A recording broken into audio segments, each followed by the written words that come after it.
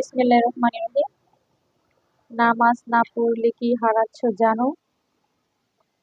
তুমি জানো প্রতি রহমানির রহিম। নামাজ না পড়লে কি হারাচ্ছ জানো?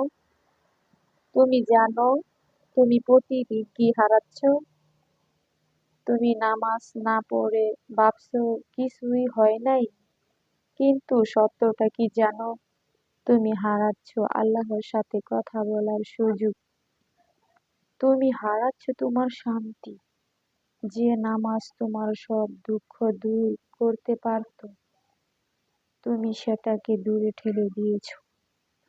একদিন যখন তুমি বিপদে পড়বে, তখন বুঝবে নামাজ কতটা দরকার ছিল। আজ থেকে বদলে যাও, একটা নামাজ দিয়ে শুরু করো, কারণ আল্লাহ এখনো তোমাকে ডাকছে।